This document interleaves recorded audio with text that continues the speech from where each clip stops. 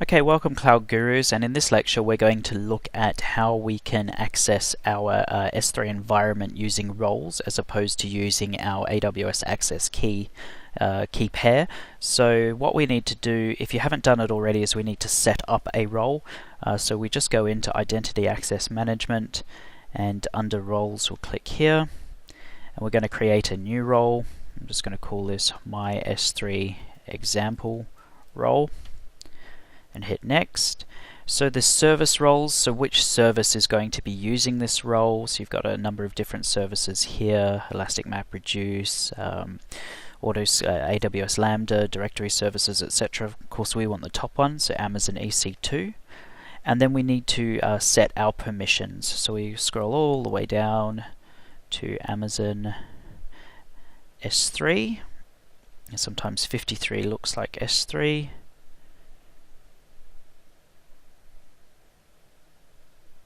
Just make sure I haven't gone past it. Sorry about that, folks. Here we go, Amazon S3 full access, and just hit select. And you can see here it creates this policy document automatically, and you can see within the statement it has effect, allow, action, S3, and then resource everything. So we hit next, and then review, so it gives us our role name, our role Amazon resource name, trusted entities and our permissions. We hit create role. Now that we have this my S3 example role, what we're going to need to do is assign this to an EC2 instance. So again, this is an exam question. Remember that you cannot assign new roles to existing EC2 instances. You have to do it in the creation of an EC2 instance. So that's what we're going to do next. We're going to go into our EC2 section. I do have some other EC2 servers running here, so let's go in and launch a new instance. I'm going to launch an Amazon Linux AMI. I'm going to just do the standard T2 micro. Pretty much going to hit next for everything except for here, IAM role. We want to drop this down to my S3 example role. So we'll keep everything as is. We'll go through and add our storage, just leave it on magnetic storage. We'll call this my S3 example. I'm going to add this to my default security group, which is called my web DMZ. It's really poor, it's got everything open at the moment, but that's because my internet connection's via a mobile phone as I type, so assigning a static IP address can be a bit problematic. And now it's telling me whether or not I want to go to SSD. I'll just say yes, next. And now we review our instance launch. It's good to go. So I'm going to hit launch. I'm going to select my key pair, which is my WordPress key, and say I acknowledge that I have access to it.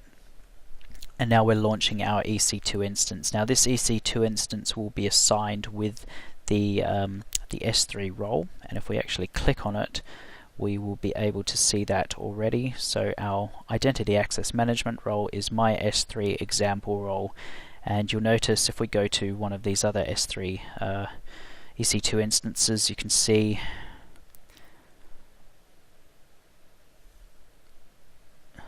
here the IAM role is S3 access. There is no way to edit that. It's just a fixed text field. And there we go, so it's ready to go. So now I'm just going to grab the IP address and cut and paste it, and I'm going to go over to my terminal window. I'm going to quit out of my previous one. Okay, and I'm going to SSH in to the new one that we just created.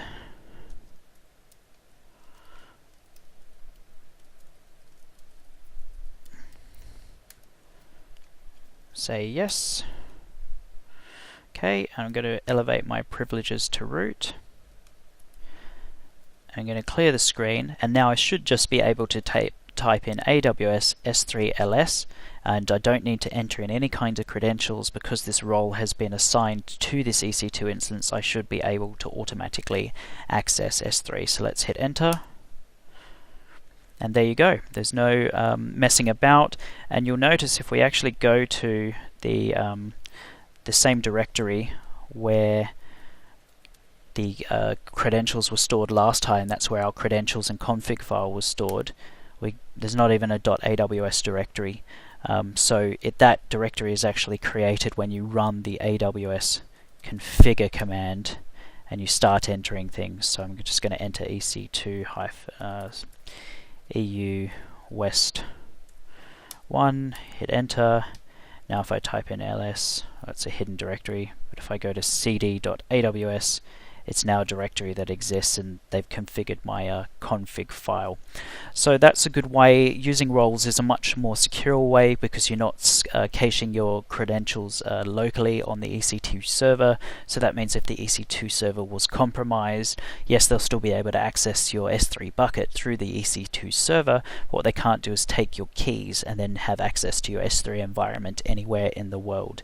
And so this is why it's a lot more secure. You can, if your EC2 instance is compromised, you can just delete that EC2 instance and fix whatever vulnerabilities you had, and your hackers would no longer be able to access those S3 buckets. So I'm going to keep this VM for now. Don't delete this VM because we're going to use this in the next lecture, and we're going to configure our SDK for PHP. So join me if you can, if you've got the time, in the next lecture. Thank you.